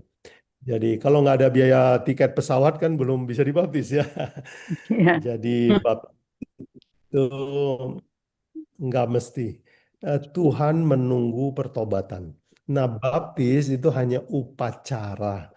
Ya, mungkin pertanyaan itu seperti begini. Kalau orang kawin selalu harus nggak di depan pendeta. Ya, wajarnya begitu. Kita dapat pengasahan dari pendeta. Tapi kalau lagi di medan perang kan pendeta juga nggak ada. Boleh nggak kawin? Ya boleh, daftar ke negara aja boleh. Jadi kadang bisa, ya kalau ada kesempatan diberkati oleh pendeta, diberkatilah. Kalau nggak ada kesempatan, nggak apa-apa. Ya, dasarnya kawin adalah 2 hati sepakat. Tuhan merestui kan, minta restu dari Tuhan. Minta restu dari keluarga juga. Oke, jadi baptis itu tidak wajib. Ada orang yang jadikan baptisan sebagai kayak what is it ya, politik ya, alat alat untuk kayak nutup dosa. iya, Setelah dia menyeleweng, dia minta dibaptis lagi. Jadi iya, orang gereja, supaya orang gereja berpikir bahwa dia tobat. iya, Nah, tapi bisa juga disalahgunakan. So, Jangan juga. Jadi begini, ini baptisan hanya upacara. Baptisan adalah sebuah upacara. Itu adalah hak untuk dibaptis dan mengumumkan kepada dunia. Tapi kalau nggak ada kesempatan, nggak apa-apa juga. Tuhan melihat pertobatan. Dan kalau kita ini kembali ke pelajaran kita, Daniel 4. Raja Nebukadnezar kelihatannya dibaptis nggak ya? Kayak enggak ya. Masuk Enggak, gereja nggak dia ya? Kayak enggak juga. Ya. enggak. Ratu Sheba waktu tertarik sama agamanya Raja Salomo juga nggak kedengeran dibaptis, juga nggak kedengeran kalau dia bergabung sama orang Israel, tapi dia bawa imannya itu ke negerinya. Iya, Dan Yesus 1000 tahun kemudian setelah peristiwa itu bilang, Ratu ini akan ada di surga. Jadi akan ada banyak orang yang tidak pernah dibaptis, tetapi iya. dengar pekabaran, hatinya tersentuh, tobatnya diterima Tuhan. Saya berdoa semoga yang dengar pelajaran hari ini juga siapa tahu ada yang nggak sempat ke gereja tapi tobat. Semoga ya Tuhan memberkati semua Amin. pendengar. Jadi ya itu Bu Elizabeth. Terima kasih, Sedikit Terima Bapak. kasih jawaban dari Tante saya. Eli. Ini Pak Yo, Terima kasih, terima ada kasih. hubungannya ini dengan pertanyaan Tante Elizabeth Walian. Pertanyaan dari Rinaldo Bernardus. Apakah pertobatan itu berkaitan dengan iman? Dan katanya iman itu ada naik turun. Jadi di satu titik bertobat, tapi saat iman turun berbuat dosa lagi. Jadi gimana ya bisa sampai pada pertobatan yang sejati kalau iman itu naik turun? Terima kasih. Oh, iman bagaimana supaya sampai ke pertobatan sejati ya pada turun. Ya, Ya, ya jatuh tahun, bangun lagi. Jadi kualitas tobatnya makin bagus. Ya, ya dulu tobatnya cuma basa-basi, nanti makin serius. Dan ini ya, siapa tadi yang bertanya? Rinaldo Bernardus dari Ronaldo. Ebenezer Ya, ya. ya, Pak Renaldo. Jadi itu sebabnya kadang Tuhan izinkan kita untuk jatuh di hidup kita yang paling rendah, mungkin saking keras kepalanya kita juga sih, supaya kita benjol banget, ah, tobatnya lebih sejati. Makin benjol, makin sejati. Ya, ini sedikit apa pakai bahasa gaul ya. Jadi memang manusia itu begitu. Saking pinternya itu suka jadi bodoh juga. Ya, jadi kap- ya, jadi seringkali Tuhan izinkan itu kita jatuh paling bawah, tobatnya makin sejati. Oh ya, Pak Renaldo ingat cerita itu anak yang hilang? Di mana dia bertobat itu ya? Anak kan jadi gini ya, cerita anak hilang itu di kandang babi ya, Iya, lebih bawah dari kandang babi, iya. di tempat makanan babi. Kan iya, iya. Jadi Makan itu makanan babi. jatuhnya itu ada berapa step tuh? Hmm. Nggak betah di rumah, pengen pergi, pengen bebas. Udah bebas foya-foya, udah gitu miskin. Nah miskin itu udah tobat belum dia? Ya Belum. mungkin ya kalau bahasa kita sekarang rada tobat dikit lah. Kan miskin kan? Cuman belum kualitasnya belum bagus karena dia kan belum balik kan? Udah miskin, terus jobless. Nah, waktu jobless, tabungan habis itu, dia kerja di ladang babi. Dan ingat ya, orang Yahudi kerja di babi itu adalah pekerjaan yang, waduh, pekerjaan terakhir lah. Itu kan Iya. binatang haram ya, menurut Alkitab. Kemudian, waktu jaga babi, dia juga belum taubat.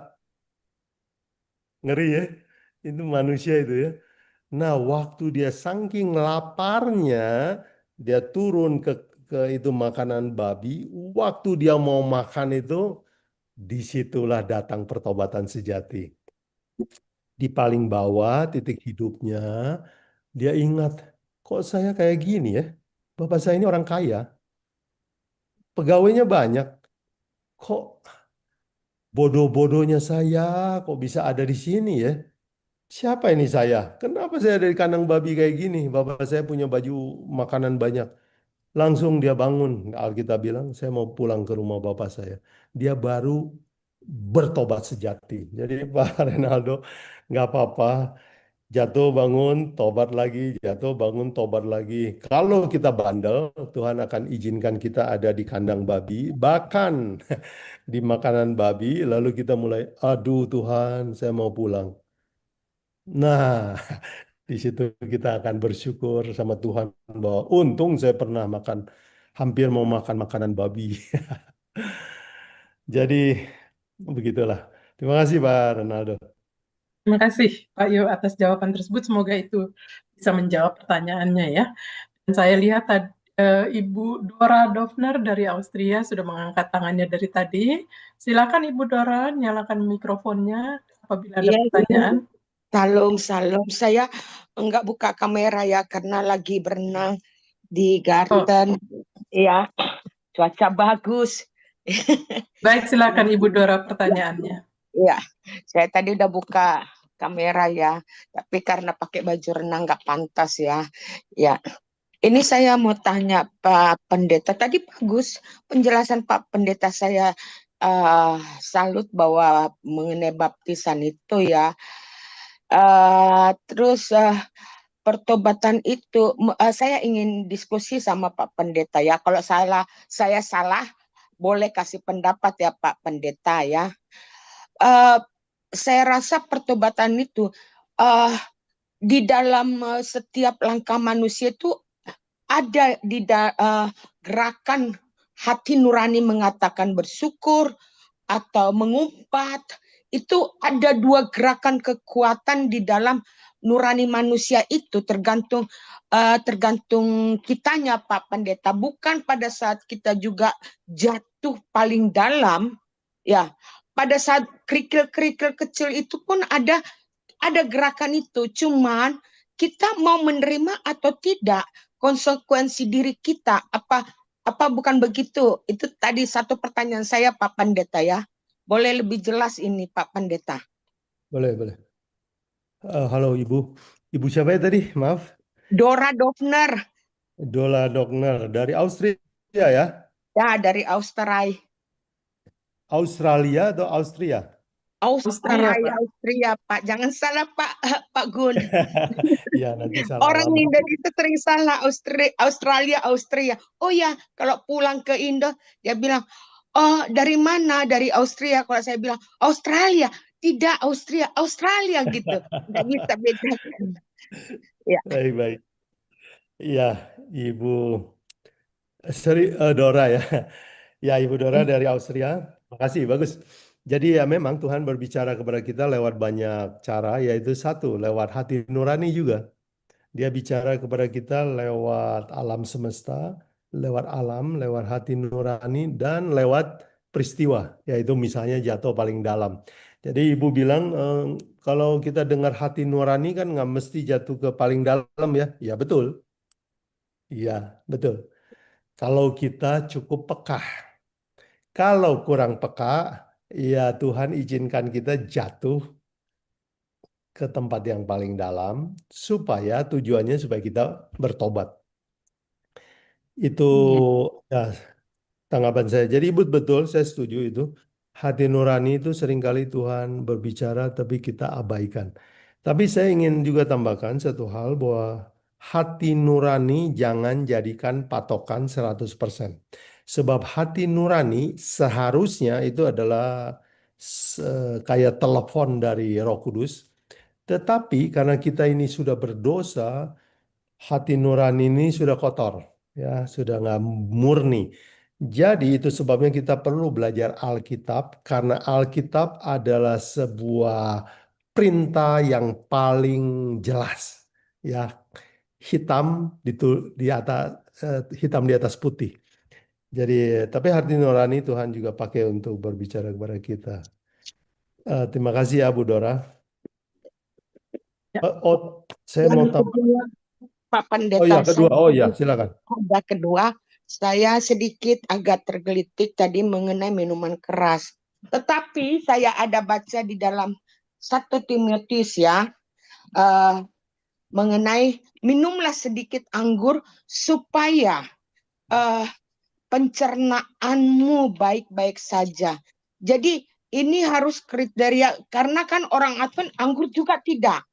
Kita lihat di Israel itu mereka membuat anggur bukan hanya buah anggur yang dimakan ya. Difermentasi anggur itu sebagai obat, sebagai minuman ya. Karena ada ayatnya di dalam 1 Timotius, Pak Pendeta. Ini kalau saya boleh kasih pendapat ya. Dalam 1 Timotius 5 ayat 23 ya Pak Pendeta. Dan kebetulan eksperimennya saya melakukan untuk itu. Jadi tidak minum anggur 1 gelas. Saya hanya meneteskan 2 sendok ya, 2 sendok sebelum saya makan atau sebelum saya tidur ya. Jadi karena kan sekarang obat-obatan itu semua kan kemis ya Pak Gun. Jadi Ya, Tuhan menyediakan obat alami. Kenapa seperti di Indonesia ada kurkuma ya atau kunyit ya, daun salam, daun kelor ya. Nah ini untuk yang kita harus pelajari juga ya sebagai umat Tuhan ya, perlu juga di dalam kesehatan ya. Karena saya sendiri sudah melakukan itu ya, kurkuma dengan honig ya, madu ya dengan citrone ya kita minum ya sebelum makan, terus mau tidur anggur ya. Tapi anggur kita nggak minum segelas gitu ya Pak Gun ya. Tapi kita buat anggur untuk metabolisme tubuh kita. Bagaimana pendapat Pak Gun, Pendeta Gun? Ya. Silakan. terima kasih Bu Dora. Pendapat saya, ya jangan minum minuman beralkohol. Ya kalau tidak beralkohol nggak apa-apa. Ya kalau masih mau minum yang beralkohol, ya katanya ringan, ya saya bilang bagaimana ini ya. Saya bilang nggak boleh, kan nanti ada yang marah. Saya bilang boleh, nanti juga ada yang marah. Jadi begini saja, minum aja sampai kita lihat hasilnya. Iya, saya dulu contoh ya Bu Dora.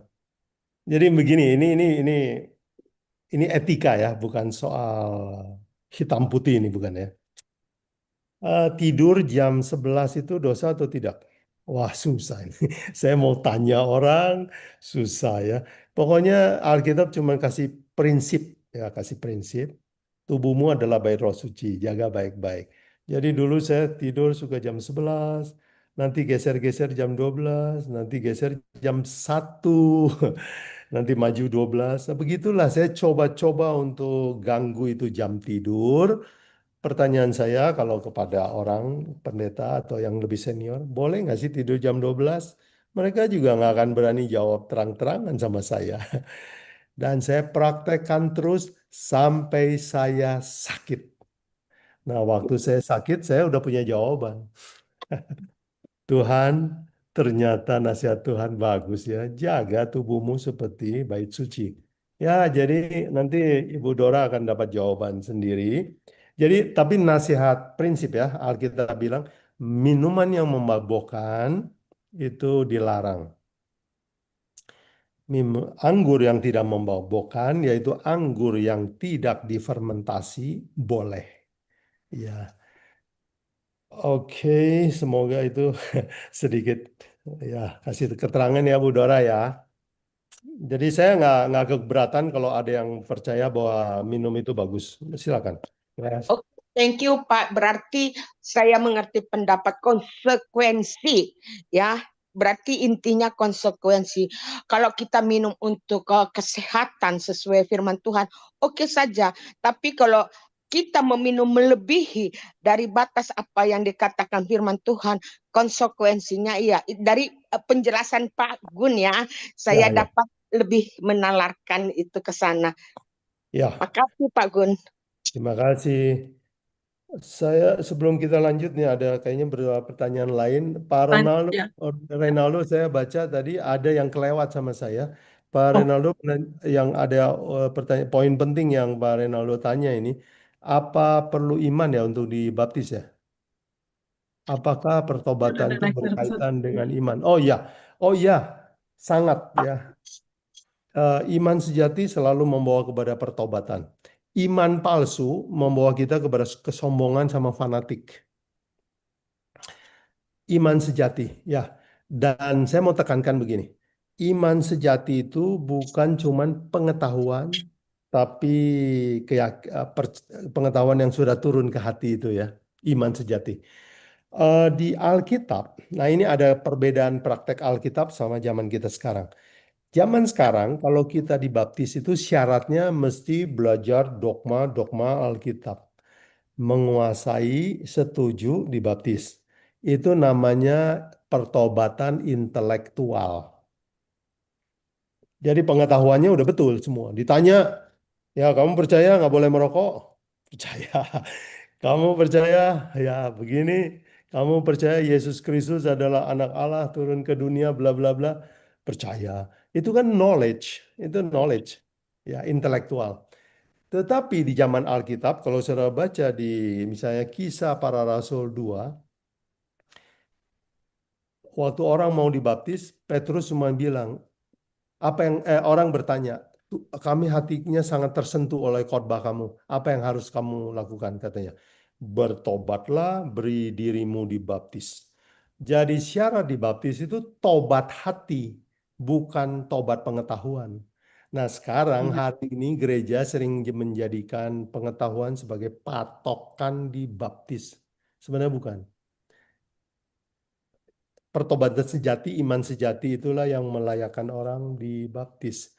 Jadi kalau saya, eh, orang belajar dogma belum sebenarnya syarat untuk dibaptis. Kita harus lihat bahwa memang dia sungguh-sungguh pengen berubah hidupnya. Itu waktu paling bagus untuk dibaptis. Biarin pengetahuan ya Daniel sama Wahyunya kurang juga nggak apa-apa. Ya, terima kasih Pak Ronaldo. Saya harap itu ada poin penting yang saya terlewat. ya. Ini juga Selanjutnya. ada sehubungan dengan baptisan, Pak. Ini dari Ibu Lina Wijaya. Tapi masuk Advent wajib baptis lagi untuk kepentingan administrasi jemaat dan juga target pendetanya. Dan bahkan juga ada dari pertanyaan dari Bapak Markus Sarangga ini. Bagaimana dengan ayat yang berbunyi hidup dalam satu iman, satu Tuhan, satu baptisan? Berarti wajib untuk dibaptis. Ya, silakan Pak Yobuban menanggapi pertanyaan tersebut. Ya. Baik, yang mana tuh? Oh tadi yang Ibu Lina ya? Ibu Lina ya, itu untuk administrasi jemaat dan juga target iya. pendetanya. Ya, jadi itu ya udah administrasi saya nggak komentari, ya itu administrasi. Saya bicara keselamatan. Jadi baptisan, pertobatan adalah jalan keselamatan ya. Baptisan adalah sebuah upacaranya. Kalau sempat dibaptis bagus, nggak sempat dibaptis nggak apa-apa. Tapi mungkin ada yang keberatan ya. Jadi tadi ada yang bertanya, itu kan syarat. Oke. Kembali ke, Ibu Lina bilang itu target pendeta.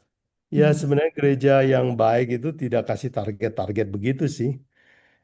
Yang penting bekerja aja pendetanya. Dan saya tahu sekarang ada gereja udah mulai berubah juga, nggak kasih target-target kok sama pendeta. Ya, atau mungkin pendetanya aja semangat, seneng kalau ada yang mau dibaptis ya. Saya juga kalau seneng dengar orang mau dibaptis, seneng saya. Seneng. Ya, jadi tapi juga jangan menjadikan baptisan sebagai terlalu eh, kolot atau ketat ya. Tadi ada kalau nggak salah ada yang bertanya nggak boleh dibaptis 2 kali ya? Ada ya yang tanya begitu? Ibu Dora yang menuliskan di kolom chat. Oh, yang baru Batak Baptis, ini. ya, Oh, ya. baptis wajib Pak Pendeta sebagai pengakuan iman, tetapi tidak harus 2 kali. Karena tidak ada di firman Tuhan harus 2 kali dibaptis untuk pertobatan. Saya mau bagikan apa yang saya tahu di Alkitab. Ia boleh dibaptis 2 kali. Ibu bisa baca di Kisah Para Rasul 19, pasal 19. Ya, orang-orang yang telah dibaptis dengan baptisan Yohanes, waktu mereka percaya sama Yesus Kristus, kepada Injil yang baru, tanda kutip, lebih lengkap, mereka dibaptis lagi. Jadi ada, memang saya ketemu banyak orang yang berpendapat bahwa baptis nggak boleh 2 kali. Boleh ya, Alkitab ada contohnya. Baik, Dan apa dari pertanyaan ya? dari Bapak Markus Sarangga ini, ya Bu Guan, bagaimana dengan ayat yang berbunyi hidup dalam satu iman, satu Tuhan, satu baptisan. Jadi kalau saya lihat ini mengutip dari Efesus 4. Iya, Ya, boleh Ibu Ligo baca ayatnya? sebentar Pak ya. Sebentar, tadi saya sudah dapat. Ya, Efesus 4 ayat 5 sebenarnya. Satu Tuhan, satu iman, satu baptisan. Tapi di atas dari pasal 4 itu judul di Alkitab kesatuan jemaat dan karunia yang berbeda-beda. Di ayat Iya, 4-nya sebelumnya, ayat 3 saya bacakan Pak ya sekali lagi. Dan ya. berusahalah memelihara kesatuan roh oleh ikatan damai sejahtera. Ayat 4, satu tubuh dan satu roh, sebagaimana kamu telah dipanggil kepada satu pengharapan yang terkandung dalam panggilanmu, satu Tuhan, satu iman, satu baptisan. Ayat 6, satu Allah dan Bapa dari semua, Allah yang di atas semua dan oleh semua dan di dalam semua. Mhm. Ya, ayat ini memang nggak bilang wajib baptis, tapi baptis adalah sebuah alat pemersatu. Ya. Kalau kita dibaptis dalam nama Yesus, ada baptis dalam Tuhan yang sama, itu menyatukan ya. Kayak kita, kalau kita ngomong bahasa yang sama, itu menyatukan kan, mendekatkan. Kalau kita percaya Tuhan yang sama, iman yang sama, menyatukan. Tuhan yang sama menyatukan. Nah, baptisan, cara baptisan yang sama juga menyatukan. Jadi memang ayat ini tidak straight ngomong soal wajib dibaptis ya. Dan memang Alkitab itu tidak mengatakan bahwa baptisan itu kayak syarat keselamatan, bukan begitu. Itu adalah upacara gereja ya. Sama seperti begini, mungkin supaya jangan kita salah atau terlalu keras soal itu. Seperti halnya perjamuan suci ya. Ada orang percaya bahwa kalau nggak ikut perjamuan suci itu kayak dosa gitu. Tapi ingat, perjamuan suci itu adalah upacara. Perkawinan itu suci, tetapi perkawinan itu tetap suci, walaupun nggak bikin pesta, tetap suci juga. Jadi tapi upacara bikin jamuan kawin itu tradisi, itu upacara, boleh dilakukan, tapi nggak harus, nggak wajib lah. Oke. Semoga lebih jelas. Kalau kurang jelas, silakan saudara boleh diskusikan ya. Iya. Ada lagi yang ingin ditanyakan? Ya, mungkin menurut saya sih Pak ya, mengenai baptisan ini, karena kita sudah membicarakan tentang baptisan, memang tidak diwajibkan, tetapi apabila kita seorang pelajar-pelajar Alkitab, Tuhan Yesus sendiri memberikan contoh dirinya dibaptis oleh Ya, Yohanes. Ya, betul. jadi tergantung daripada kita. Dan saya rasa juga menurut baptisan itu juga merupakan simbol pengakuan iman kita, Yes, penyerahan diri kita kepada Tuhan. Karena betul. baptisan air itu bukan saja air, tetapi baptisan Roh Kudus yang sudah bekerja di dalam Mhm. hati kita. Yes, Jadi panggilan masing-masing kita, betul. baptisan itu. Ya, Ya, terima kasih. jadi baptisan itu kehormatan buat kita. Ya, Ya, kehormatan. Pakailah kesempatan itu jika ada. jika mau dan ingin Sama. ya. Ya, kita ingin. Sebab itu kan Yesus bilang, siapa yang berani mengaku namaku di hadapan manusia akan Ya, saya akui di depan Bapa. Siapa yang tidak malu atas Menyangkal. mengakui namaku, aku juga akan malu mengakunya di hadapan Bapa. Bapak. Jadi baptisan itu sebenarnya pernyataan kita untuk berani bilang, oke, saya punya iman yang Ya. baru. Ya, Karena terima kasih. mohon maaf terus terang, ada yang sudah dibaptis, banyak yang sudah dibaptis, tetapi perbuatannya tidak menunjukkan bahwa Roh Kudus sudah bekerja di dalam hati orang yang sudah dibaptis tersebut, ya. Iya. Eh, Iya. Seperti itulah. Sudah dibaptis tapi masih tetap korupsi, ya. Masih tetap menceritakan hal-hal jelek tentang orang, bergosip tentang orang. Itu dia. Jadi seperti saya setuju dengan seperti yang Pak Yobuguan katakan. Baik, terima kasih. Amin. Ada pertanyaan lagi? Ini tema menarik sekali ini ya. Pertobatan asli dan palsu ini ya, masing-masing di dalam hati kita yang bisa menjawabnya. Pertobatan kita, apakah palsu? Apakah emosional karena mengikuti suara terbanyak? Ya, ataukah itu panggilan di dalam hati kita karena Roh Kudus sudah bekerja dalam hati kita. Masing-masing kitalah yang bisa menjawab, dan masing-masing kitalah yang berserah, bersandar sepenuhnya kepada Tuhan. Karena semua itu pekerjaan Roh Kudus, pekerjaan Tuhan di dalam hati kita yang bisa mengubah kita kembali lagi kepada Tuhan. Baik, terima kasih Pak Yobugan. Ini wah, sudah nggak sabar lagi nih ya. Tema bulan berikutnya nih nanti akan kita nantikan ya. Tadi sudah disebutkan. Terima kasih juga saya ucapkan atas nama Perki, atas kehadiran kita semua. Khususnya bagi saudara-saudara yang berada di Indonesia ini walaupun sudah larut malam ya, tetapi masih setia untuk mendengarkan firman Tuhan. Dan juga sahabat-sahabat Perki yang berada di melalui Ebenezer Ministry Channel, dan juga khususnya sahabat-sahabat Perki yang berada di Eropa. Kita rindu sekali untuk mendengarkan penjelasan berikutnya nih ya, Daniel 5 nih Pak Yobugan ya, kami tunggu dan kami doakan selalu Pak Yobugan tetap sehat-sehat selalu sehingga bisa membagikan ilmu pengetahuannya kepada kita semua. Kalau tidak ada pertanyaan, baik kita akan menutup webinar kita pada saat ini, dan saya mohon Pak Yobugan sekali lagi untuk menuntun kita menutup webinar ini dalam doa. Silakan Pak Yobugan. Mari kita tunduk kepala. Bapa kami di surga, kami ucap terima kasih karena Tuhan memberikan sebuah kitab suci untuk menjadi pedoman pengukur hati kami, untuk mengetahui pertobatan kami sejati atau palsu. Tuhan, kami sendiri sering tidak mengerti hati kami masing-masing. Kiranya Roh Kudus menguji setiap hati manusia, setiap hati kami. Ajari kami untuk merindukan pertobatan yang sejati. Karena kami tahu pertobatan sejati itulah yang berkenan kepada Tuhan, yang membawa kami kepada keselamatan. Tuhan, ajari kami. Biarlah setiap pendengar boleh diberkati dengan Roh Kudus dalam hati mereka. Semua kami boleh mengalami pertobatan sejati, yang mengalami kesusahan. Kiranya dalam kesusahan mereka boleh bergantung sepenuhnya sama Tuhan, makin dekat sama Tuhan.